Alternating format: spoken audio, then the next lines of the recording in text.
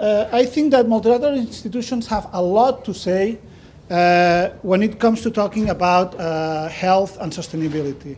And let me tell you why I think so. In my view, when we talk about sustainability or sustainable development for that matter, we are talking basically, and I insist that I have a very economist point of view, we're talking about externalities. My point is that when we talk about externalities, we are talking about having global views. We're talking about coordinating the interests of different agents. We're talking about ensuring that everyone has enough information. And this is very familiar to the goals that multilateral organizations have to pursue.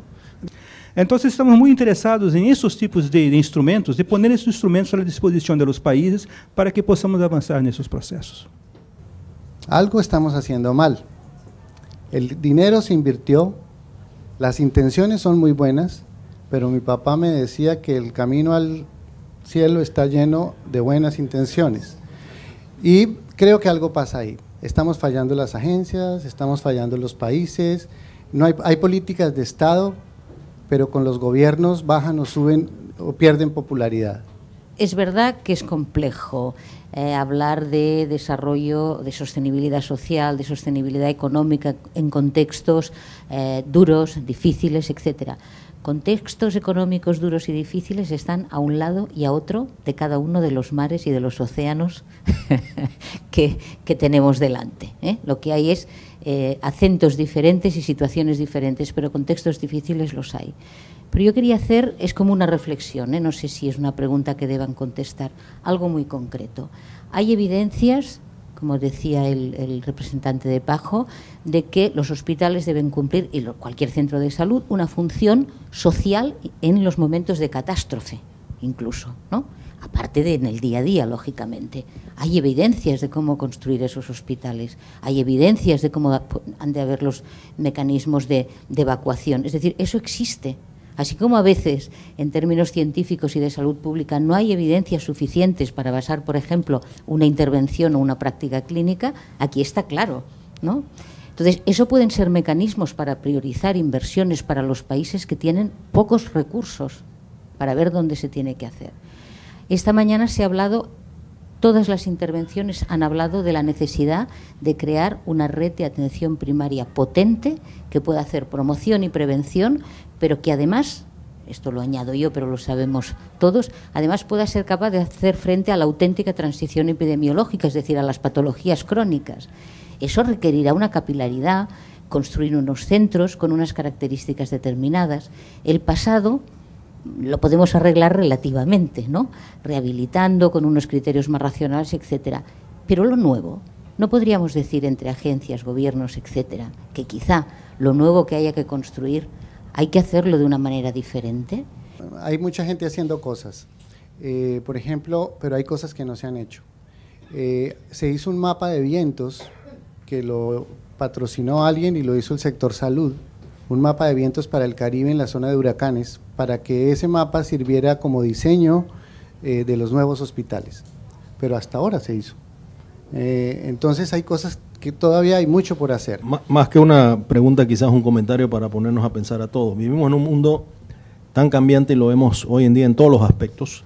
En materia de ahorro energético, quizás lo que construyamos hoy se queda obsoleto el año que viene y siempre son temas costosos de implementar y que se recuperan a muy largo plazo.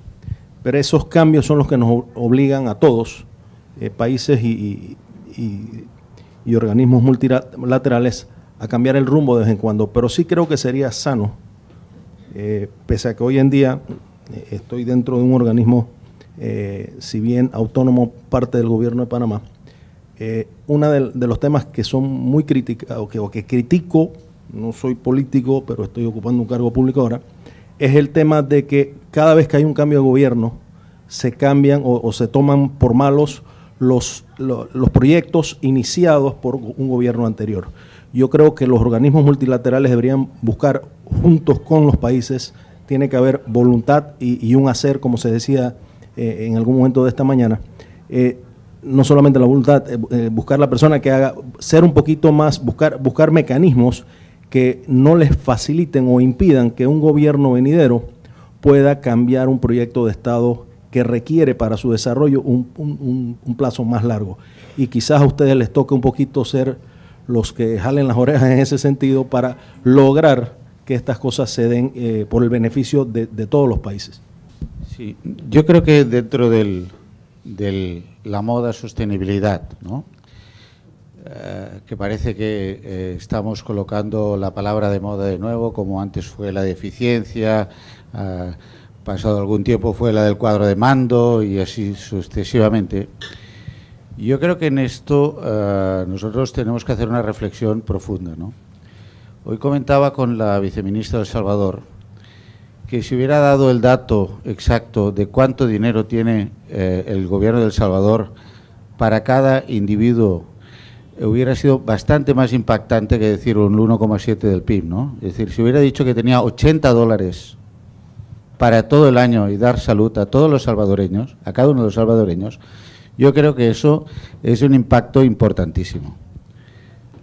Por tanto, el desarrollo en países como El Salvador o como países, en la gran mayoría de países de América Latina, y si incorporáramos a Brasil en los diferentes Brasil que tenemos, también sería aplicable, o es sostenible o no existe, o es imposible. Y yo lo que encuentro faltar, y no es una crítica, sino que creo que tiene que ser un elemento de reflexión para las instituciones multilaterales, es la incorporación de esos criterios a todo el desarrollo de los proyectos que se están haciendo en América Latina. Y teniendo en cuenta que los países no pueden pagar la sostenibilidad de su proyecto. Lo tiene que pagar alguien, lo tiene que pagar alguien de fuera. Tiene que venir subvencionado. Porque el desarrollo de los países de América Latina está evitando muchas veces la transformación de otros países europeos, de América, en el concepto de pura y llanamente lo que es los elementos de contaminación, etcétera. Entonces, yo creo que eso son elementos que se han de incorporar a los proyectos. No le podemos pedir a El Salvador que haga hospitales seguros, cuando la mayoría de todos los hospitales en otros lugares no son seguros. Claro que tienen que hacer hospitales seguros, tenemos que obligarles, tenemos que pedirlos, pero hay que ayudarles a pagar esos hospitales y no a causa, y no solo a costa del propio dinero del hospital de El Salvador, ¿no?